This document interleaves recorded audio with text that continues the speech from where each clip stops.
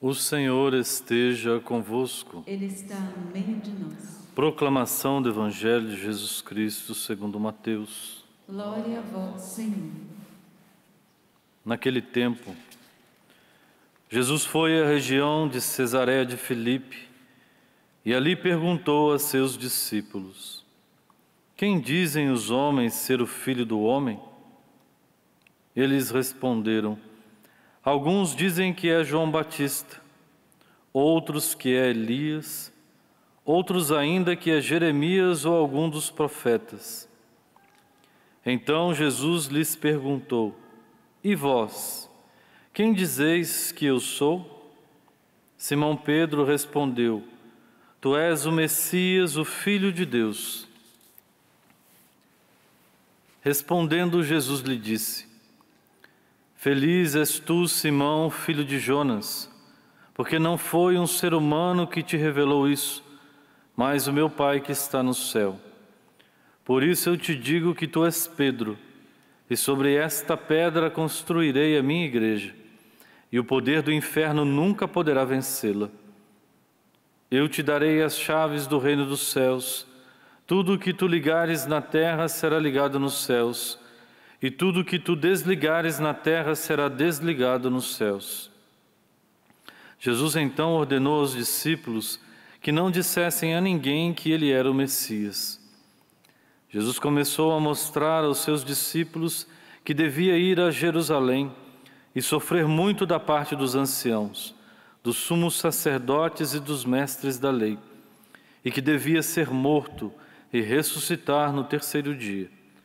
Então Pedro tomou Jesus à parte e começou a repreendê-lo, dizendo: Deus não permita tal coisa, Senhor, que isso nunca te aconteça. Jesus, porém, voltou-se para Pedro e disse: Vai para longe, Satanás, tu és para mim uma pedra de tropeço, porque não pensas as coisas de Deus, mas sim as coisas dos homens. Palavra da salvação. Glória a vós, Senhor.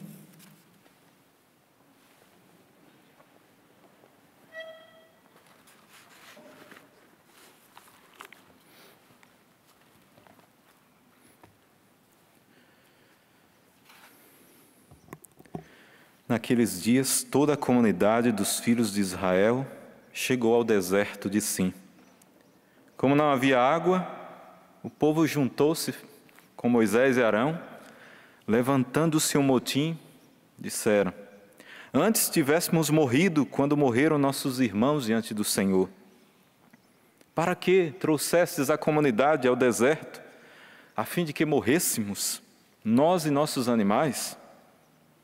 Por que nos fizesses sair do Egito e nos trouxesses a esse lugar detestável? Olha que palavras duras o povo de Deus direcionou para Deus e para os seus escolhidos, para Moisés e Arão. Palavras duras, fortes. Trouxesse-nos para esse lugar detestável. Lá no livro de Oséias, mostra Deus que nos leva ao deserto para falar de amor, para nos reconquistar no deserto, para nos lembrar do tempo que Ele nos amava. Deus levou o povo ao deserto para caminhar com Ele, com o seu povo, para mostrar o seu amor, para preparar o seu povo para entrar na terra prometida. E o povo falou que era um lugar detestável, mas também negou tudo aquilo que Deus já tinha feito por eles. Deu o maná, alimentou-os no deserto, cuidou deles, tantas coisas, sem falar nos prodígios do Egito. Primeiro, duvidam do plano de Deus de libertação. Com esses questionamentos, essas murmurações, primeiro, esse povo questiona todo o plano de libertação que Deus fez para eles.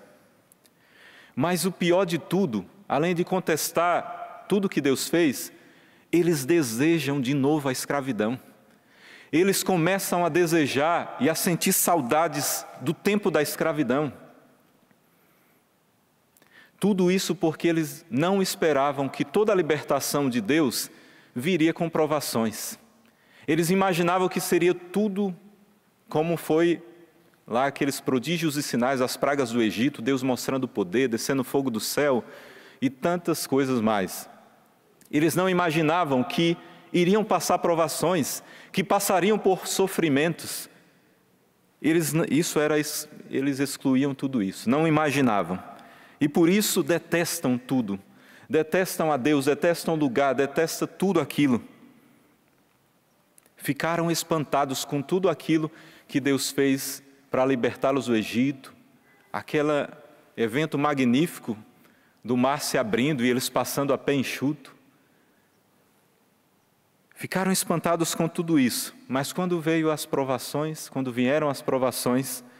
a memória parece que foi fraca, esqueceram. Começaram a esquecer tudo que Deus fez de bom. Meus irmãos e minhas irmãs, quantas vezes nós só queremos os momentos de glória? Nós só queremos ver o poder de Deus agindo por meio de sinais espetaculares, prodígios, sinais. Só queremos ver a prosperidade. Só queremos a prosperidade de Deus, mas quando vêm as provações, quando vêm os momentos de sofrimento que passamos e que é normal isso, passarmos, daí questionamos a Deus, daí murmuramos até contra Deus, abandonamos os seus caminhos, o pior de tudo. E olha o que Deus faz, mesmo diante de tudo isso, o povo detestando tudo aquilo que Deus tinha feito, Deus ainda age com misericórdia para esse povo ingrato.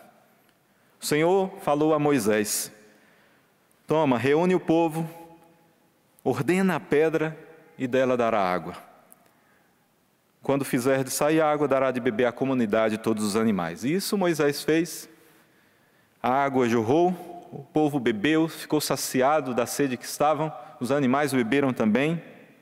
Deus age poderosamente no meio do seu povo, apesar de toda a ingratidão, apesar do povo detestá-lo, detestar aquilo que Deus fez para eles. Deus age com misericórdia. E no final diz: estas são as águas de Meriba, ou Meribá, onde os filhos de Israel disputaram contra o Senhor, e Ele lhes manifestou a sua santidade. O lugar onde o povo disputou contra Deus, murmurou contra Deus, se revoltou contra Deus. Massa e Meriba significa lugar da revolta, lugar da murmuração. Ao mesmo tempo que o povo disputou, murmurou, se revoltou contra Deus, Deus agiu como? Mostrou a sua santidade, mostrou a sua misericórdia. É isso que Deus faz a todo momento conosco. Pecamos, murmuramos, escolhemos errado, reclamamos contra Deus, nos revoltamos contra Deus. Deus faz o quê? Eu imagino Deus olha para nós, balança a cabeça assim, né? Como a gente vai? Esse povo cabeça dura. E age com misericórdia. Deus olha para nós com nossas murmurações, ingratidões, revoltas, às vezes detestando até aquilo que Deus faz por nós. Deus olha para nós, balança a cabeça como diz: o que é que eu vou fazer com esse povo? Mas aí Ele age com misericórdia. Mas veja, mesmo depois que Deus age com misericórdia, Ele vai mostrar para nós as consequências do nosso pecado. É isso que Ele fez. Visto que não acreditastes em mim, para manifestar a minha santidade aos olhos dos filhos de Israel, não introduzireis este povo na terra que lhes vou dar. Toda escolha errada tem consequência. Por mais que Deus use de misericórdia para conosco, a consequência fica. A consequência fica. Todo pecado que nós cometemos fica consequências e nós devemos sanar essas consequências. Daí você pode perguntar: nossa, mas Deus não nos perdoa? Quando nós vamos diante do sacerdote, no sacramento da reconciliação, Deus não nos perdoa? Perdoa sim, perdoa. Se nós arrependidos estamos, Ele nos perdoa. Todos os pecados, pequenos e graves, Deus nos perdoa. É só se arrepender e pedir perdão. Mas o estrago que foi feito na minha vida e na vida do outro, a consequência fica. Por exemplo, quando eu causei algo mal na vida de outra pessoa, eu causei algo de mal. Daí eu peço perdão a Deus no sacramento, diante do sacerdote, eu vou receber o perdão. Mas e quem vai sanar a destruição que eu fiz na vida daquela pessoa? Quem vai sanar aquilo ali? Quem vai reparar? Sou eu. Eu já recebi o perdão, eu já recebi a misericórdia, mas eu preciso reparar o meu erro. Só que vai ser difícil, a consequência ficou na vida do outro. O mal que eu fiz, a ferida ficou na vida do outro. E os outros pecados que eu causo a mim mesmo, fica ferida na alma, e isso precisa ser tratado. A ferida precisa ser tratada. As lembranças ficam e essas lembranças precisam ser tratadas. Deus perdoa o vício, mas o vício depois precisa ser tratado. Deus perdoa a dependência de um vício. Por exemplo, você vai e pede perdão para Deus do vício que você tem, Deus perdoa. Mas e depois que você sai? Precisa tratar do vício, para não mais cometer. O prejuízo que causamos na nossa alma e na alma das outras pessoas precisa ser reparado. O salmista nos alerta, falando para escutarmos, escuta a voz do Senhor. Escuta a voz do Senhor para que possam obedecer aquilo que Deus pede. Para não fechar o coração, não fechemos os corações. O povo da primeira leitura ali no deserto, povo de coração duro. Oxalá ouvisses hoje a sua voz, não fecheis os corações como em Meriba, como em Massa, no deserto aquele dia, em que outrora vossos pais me provocaram, apesar de terem visto as minhas obras.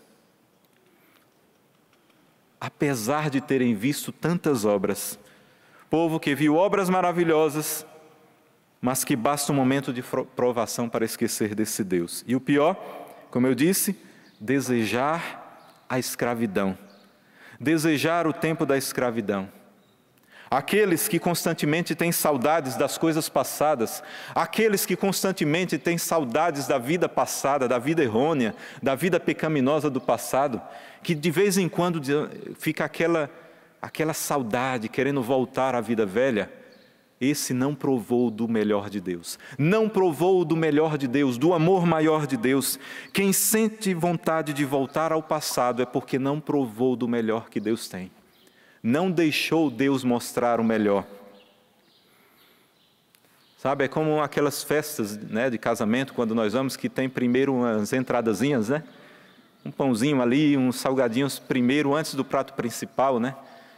Esse povo que constantemente fica com saudade do passado, de voltar ao passado, à vida velha, são esses que apenas provaram dessa entradazinha, achando que isso era o prato principal. Meus irmãos, por mais que nós provamos do melhor de Deus, ainda tem mais. O melhor de Deus ainda vem. Quando nós provamos o melhor de Deus, tem mais ainda. E quando tem mais lá na eternidade, que isso é o prato principal. Mas aqueles que ficam constantemente se agarrados ao passado, não provaram do melhor de Deus. Meus irmãos, busquemos o tudo que é Deus. Busquemos aquilo que vai ficar para a eternidade, não as coisas que passam, as coisas que apenas trazem aparentes felicidades passageiras. O povo, quando Jesus estava pregando ali, o povo falava, Deus nos mandou. No deserto o povo comeu maná, e Jesus falou, eu sou o pão da vida. Jesus a todo momento mostrava, mas o povo não, cabeça dura. Vejo constantemente, né, pessoas que se dizem cristãos católicos, mas quando estão na igreja é um povo triste. Um povo às vezes de cara emburrada. Mas às vezes quando nós vemos as pessoas nas redes sociais, né, as fotos de baladas, com um copo de cerveja na mão, o sorrisão, a felicidade, mas na igreja emburrados, tristes, é porque não provaram do melhor de Deus, não se deixaram provar por Deus, deixar que Deus te mostre o tudo. O demônio, as forças do mal, tentarão te convencer constantemente que o que tem no mundo é muito melhor do que o que Deus tem. O demônio vai a todo momento querer prevalecer sobre a tua vida. Como Jesus fala para Pedro, as portas do inferno nunca prevalecerão. Mas o demônio a todo momento vai tentar te confundir, dizer que o mundo te oferece é melhor do que o que Deus tem. E ele vai te enganar, ele vai te mostrar pratos saborosos de pecados, para que você ache que isso é melhor, que isso vai te trazer felicidade. As portas do inferno nunca prevalecerão sobre a igreja e sobre aqueles que permanecerem fiéis na igreja e a Cristo. Se a igreja é vitoriosa em Cristo, aqueles que permanecerem fiéis serão vitoriosos. Agora, quem quiser se tornar um derrotado, junto com Satanás e os seus demônios, voltem para a vida velha. Voltem a comer os manjares do Egito, da escravidão do Egito, como o povo queria. Aquele que quiser ser um derrotado, volte à vida velha. Deseje a vida velha. Quem quiser ser um derrotado, deteste os ensinamentos do Senhor. Deteste aquilo que a igreja ensina. Deteste os mandamentos do Senhor. Mas saiba de uma coisa, não entrarão na terra prometida. Como Jesus falou para o povo, e o povo não entrou na terra prometida. Esse povo que detestava aquilo que Deus tinha, não entrarão na terra prometida. Eu recordo, lá no tempo que eu fiz meu encontro de jovens, eu lembro que estava lotado de jovens, né? Quando eu tive um encontro com Deus, e aquele encontro marcou a minha vida, e até hoje, lá dos meus 13 anos até hoje. E eu lembro que muitos jovens, tinham muitos jovens, mas eu vejo, às vezes hoje, quando eu volto, quantos jovens estavam lá, que eu lembro da fisionomia, eu lembro, que provaram do amor de Deus e que hoje estão se deliciando nas lavagens dos porcos, como o filho pródigo, e achando que é prato principal. Achando que é prato principal. Quantos provaram dos melhores banquetes do Senhor e estão continuamente se deliciando nas lavagens de porcos? Quantos provaram da água viva do Senhor e estão se deliciando nas águas poluídas pelo pecado, no esgoto, achando que é água límpida, e estão sendo enganados? Para terminar, no Evangelho, Jesus faz uma pergunta aos apóstolos. Aqueles que provaram do melhor, os apóstolos, os 12, que estavam constantemente próximos de Jesus, provando do melhor, do pão descido do céu, que era o Cristo, que a todo momento estava ali, provando dos seus ensinamentos, provando dos milagres, dos sinais, provando do melhor de Deus. E vós quem dizeis que eu sou? Perguntou a todos o que diziam, mas o objetivo de Jesus era saber, eles que provaram do melhor, do pão da vida, do caminho da verdade e da vida, o que é que eles achavam dele? Jesus te pergunta também no dia de hoje, o que é ele para você? Você já provou do melhor de Deus ou só de algumas entradazinhas, achando que era o prato principal? Ou só provou dos manjares do mundo? O que é Deus para você? O que é Deus na sua vida? Lembre-se que o melhor, por mais que você já provou de coisas de Deus, o melhor ainda vem. O prato principal ainda vem. Todos os dias na Eucaristia nós temos um prato principal, que é Ele, o pão da vida na Eucaristia. Mas o melhor ainda virá quando face a face estivermos com Ele. Jesus te faz essa pergunta, nos faz, a mim primeiramente. Quem sou eu? Após você sair dessa Santa Eucaristia. Até agora, por mais que você cometeu pecados, provou dos manjares do mundo, beleza. Se você buscar o Senhor e pedir perdão no sacramento, Deus vai te perdoar. Mas da agora em diante, quem será Ele para você a partir desse momento, a partir dessa Eucaristia? O Senhor faz essa pergunta que ela ecoe nos nossos ouvidos durante todo esse dia e sempre. Louvado seja nosso Senhor Jesus Cristo.